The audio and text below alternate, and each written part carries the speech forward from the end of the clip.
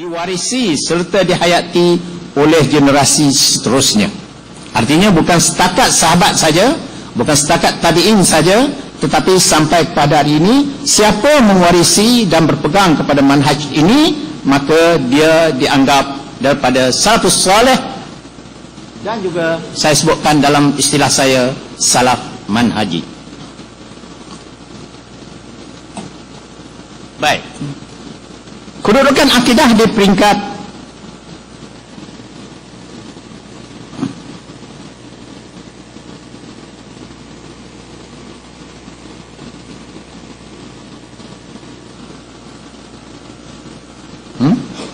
macam mana? Baik, tak masuk sini kali. Kedudukan akidah di peringkat awal Islam, ya. Di peringkat generasi awal Islam, permasalahan yang timbul lebih tertumpu kepada fiqh, dakwah dan kehidupan, diikuti oleh persoalan siasah, iaitu pemilihan, perbezaan mencari khalifah dan sebagainya, hingga melahirkan golongan serpihan yang seperti Khawarij, Syiah dan beberapa kelompok serpihan yang lain. Namun kita lihat masyarakat Islam masih teguh berpegang kepada akidah yang diajar oleh Nabi, dan kebanyakan cabaran dapat diatasi berpandukan ummah yang masih kuat perpaduannya, yang masih kuat penghayatannya, terutama dalam bidang akidah. Tetapi keadaan ini tak berterusan. Keutuhan mula goyah disebabkan beberapa faktor, sama ada dipanggil al-awamil dakhiliyah wal awamil kharijiyah, iaitu faktor-faktor dalaman Islam itu sendiri dan faktor-faktor yang mendatang daripada luar Islam. Yang dalaman seperti umpamanya daripada Al-Quran sendiri, ayat mutasyabihat melahirkan beberapa pentafsiran. Asas-asas dalam kita mentafsirkan beberapa prinsip Islam, misalnya dari segi perbuatan hamba, apakah tanggungan hamba ataupun kepada Tuhan. Yang ketiganya berkaitan dengan, iaitu dinamakan tanazu' fi al-khilafah, iaitu kita ada sedikit percanggahan dalam memilih khilafah, hingga kita sebutkan pengikut-pengikut Sayyidina Ali yang ta'assub kepada dia, apa selepas menerima tahkim dan sebagainya, maka dia dinamakan Syiah.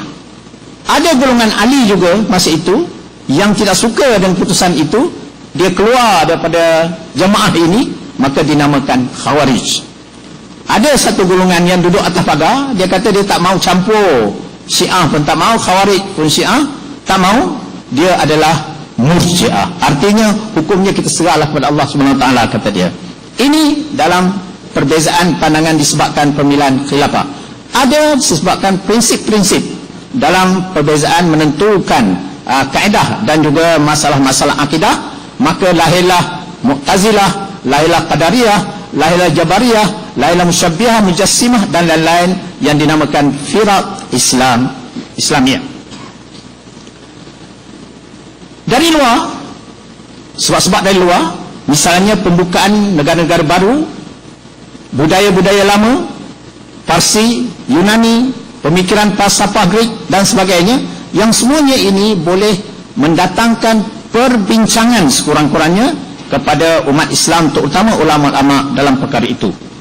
Senario ini melahirkan tokoh-tokoh Islam yang mempertahankan akidah Ahlussunnah wal Jamaah. Senario yang kelang kabut di dalam masyarakat Islam itu, lahir golongan-golongan yang tetap mempertahankan akidah Ahlussunnah wal Jamaah tadi, yang diajarkan oleh Nabi dan dihayati oleh para sahabat dan tabi'in.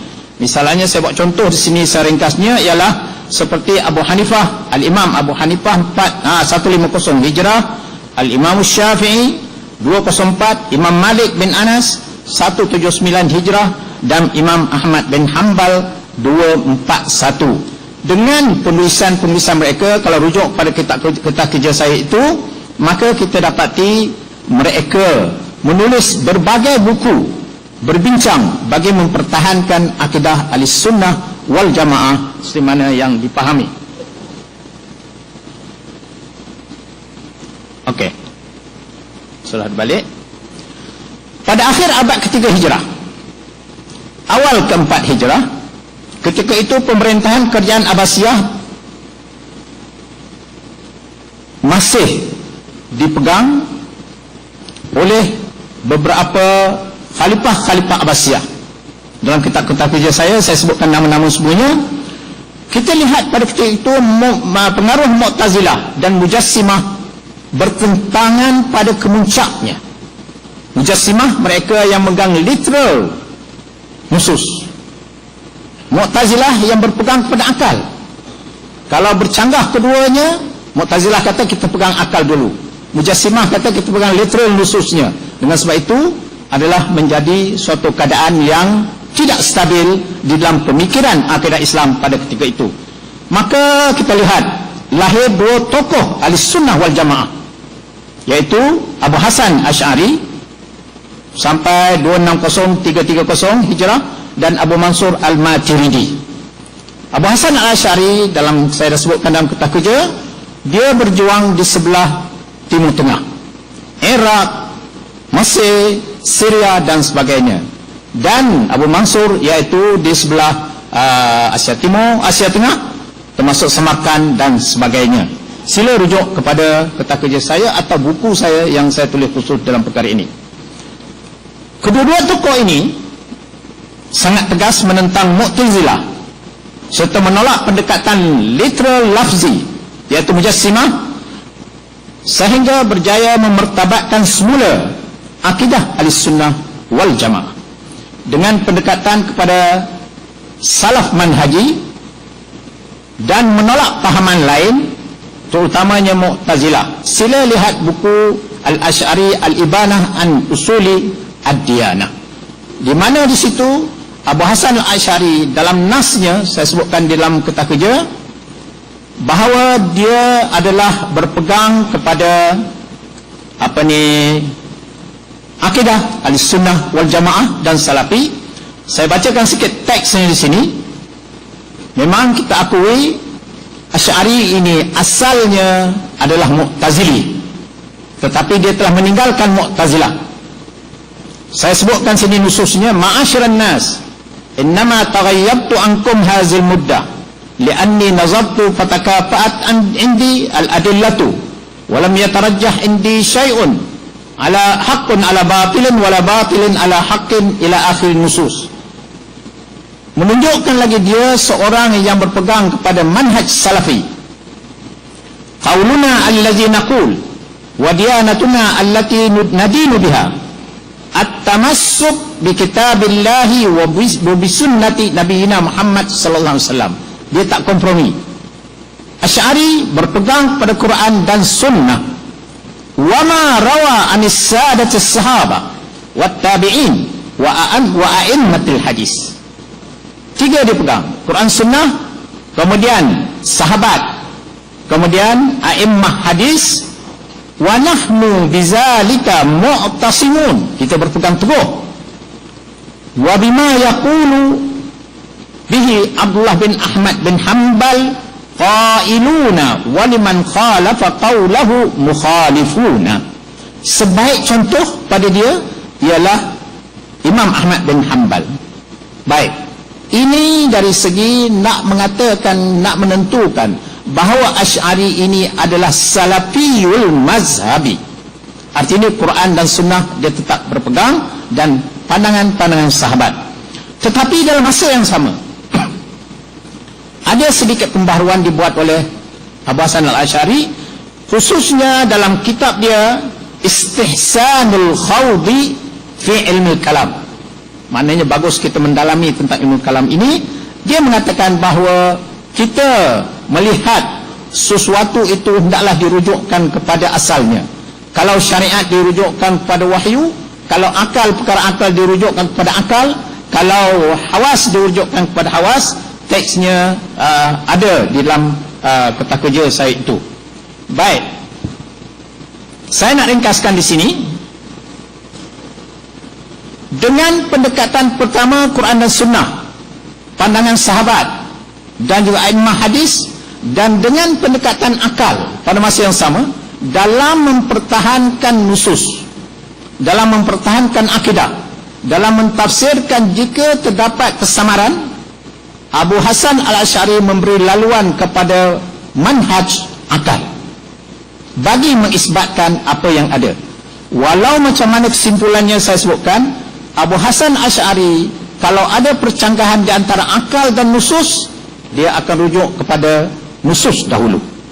Nusus diutamakan. Dengan sebab itu dia mengisbatkan sifat-sifat yang ada disebut di dalam Al-Quran. Mu'tazilah menafikan. Musyabbihah mengatakan macam kita ni lah. Kalau dia kata yadullahi fawqa aydihim, maka Asy'ari tidak. Dia kata tangan Tuhan adalah kudrat ditafsirkan atau sebagainya. Ahli-ahli seperti Musyabbihah dia kata tangan Tuhan macam tangan kita lah yang ada ini, kerana dia pegang literal secara lafzi. Baik. Abu Mansur Al-Baghdadi, Sahibul Firaq, pada abad kelima, beliau telah menegaskan bahawa Abu Hasan Al-Asy'ari dan Abu Mansur Al-Maturidi adalah tokoh yang mendukung dan memperjuangkan serta mempertahankan akidah Ahlussunnah wal Jamaah. Perakuan ini bukan saja dibuat oleh Al-Baghdadi. Banyak tokoh-tokoh lain lagi, termasuk pandangan-pandangan tokoh semasa sekarang ini, menganggap Asy'ari adalah tokoh yang memperjuangkan, mereka mempertahankan akidah Ahlussunnah yang dibawa oleh Quran dan Sunnah. Jadi adalah suatu, saya nak sebutkan secara ringkasnya, adalah amat silap kalau ada pandangan mengatakan Asy'ariyah atau golongan Asy'ari ini tidak menepati Ahlussunnah wal Jamaah atau menyeleweng daripada Ahlussunnah wal Jamaah. Adalah suatu pandangan yang agak ganjil dan tidak boleh diterima. Bukan berdasarkan kepada kita yang menganut begitu lama, tetapi berdasarkan daripada fakta, perakuan dan juga hakikat yang saya sebutkan tadi dalam Nusus Al-Ibanah fi Usulid Diyanah yang ditulis sendiri oleh Abu Hasan Al-Asy'ari pada akhir hayat dia. Ada orang mengatakan Abu Hasan Al-Asy'ari dulu Mu'tazilah dan sebagainya. Tidak. Akhir hayat dia itu yang kita pegang musuh dia secara jelas. Tidak boleh dinafikan kitab Al-Ibanah dan Al-Istihsan fi Khawd' Ilmi Kalam adalah hasil penulisan terakhir Abu Hasan Al-Asy'ari. Sebarang kritikan yang dia bukan daripada Ahlussunnah boleh ditolak melalui Al-Ibanah dan juga pandangan-pandangan ulama, sama ada pengikut dia Abu Hasan Al-Baghdadi, Al-Iji, At-Taftazani dan As-Sanusi, lain-lain lagi, semuanya memperakukan dia ni adalah Ahlussunnah wal Jamaah. Bukan saja itu, tetapi dia adalah tokoh yang memperjuangkan Ahlussunnah wal Jamaah. Dalam penilaian itu, Dr. Ahmad Subhi dalam bukunya Fi Ilmi Kalam, dicetak pada 1989, dia menilai, setelah dia mengkaji semua, dia kata tentang pendekatan Asy'ari, dia mengatakan pendekatan Asy'ari dapat memberi ketenangan terhadap keresahan yang melanda masyarakat Islam akibat pertembungan di antara fahaman penafian, iaitu Mu'tazilah atau ahli falsafah, penafian mutlak, dan aliran pengharusan yang mutlak. Artinya golongan Musyabbihah tadi harus, kalau yadullah tu maka tangan macam tangan kita inilah. Aliran Asy'ari yang sederhana ini mudah diterima oleh majoriti umat Islam.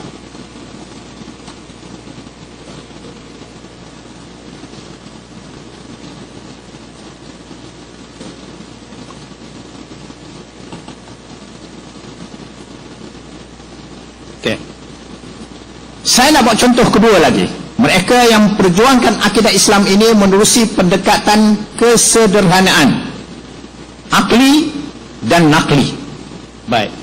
Iaitu Al-Imam Al-Ghazali 505 Hijrah. Contoh kedua yang mempertahankan akidah sunnah dengan pendekatan wasatiyah Al-Asy'ariyah ialah Imam Al-Ghazali 505 Hijrah. Baik, kestabilan akidah umat Islam terus tergugat dengan pelbagai isu, antaranya ini pada zaman Asy'ari, pada zaman Ghazali. Pertama, kegawatan memahami ayat mutasyabihat. Kegawatan memahami ayat mutasyabihat. Saya tak nak jelaskan ni kerana alhamdulillah mungkin di depan saya ini semuanya tahu ulumul Quran. Apa Quran itu ayat mutasyabihat, ayat muhkamat, ya. Perkembangan falsafah ketuhanan tentang Yunani yang dibawa oleh Yunan, dia terjemahkan ke dalam bahasa Arab, diterjemahkan dalam masyarakat Islam, dan ada tokoh-tokoh seperti Al-Kindi, Farabi, Ibn Sina, semuanya mereka ini adalah tokoh-tokoh falsafah Islam. Yang ketiga pada zaman itu yang sangat banyak ialah aliran batiniyah. Ya, aliran batiniyah, ilmu-ilmu yang hitam dan sebagainya ini. Yang keempat pada zaman Al-Imam Ghazali juga adalah at-tasawuf al-falsafi. Kerana tasawuf ini kita tidak boleh tolak mantap-mantap, tuan-tuan. Tasawuf ada tasawuf sunni dan tasawuf falsafi. Tasawuf sunni yakni tasawuf yang berasas akhlak, Quran dan sunnah, amalan-amalan Nabi, sahabat dan sebagainya. Tetapi yang falsafi ini ialah tasawuf yang ditafsirkan. Misalnya dia kata ana tujubati illallah, ana Allah dan lain-lain semua ini dikatakan tasawuf falsafi. Mesti orangnya sahaja yang faham, dan bagi kita tidak seharusnya berpegang kepada ilmu tasawuf falsafi ini. Imam Ghazali adalah tokoh di antara tokoh yang menentang cabaran-cabaran empat ini. Kerana Imam Ghazali telah menulis Maqasidul Falasifah, Tahafatul Falasifah, Fadail Batiniyah, Al-Munqidh min ad-Dalal, Al-Maqasid, Al-Iktisad fil I'tiqad. Semua yang tulis oleh Imam Ghazali ini, dia tidak menulis kecuali dia benar-benar menjadi ahlinya. Apabila dia menulis tentang falsafah, dia belajar lebih daripada 2 tahun, dan dia boleh mengarang dan mengatasi ahli-ahli falsafah itu sendiri. Baru dia buat kritik pada ahli falsafah.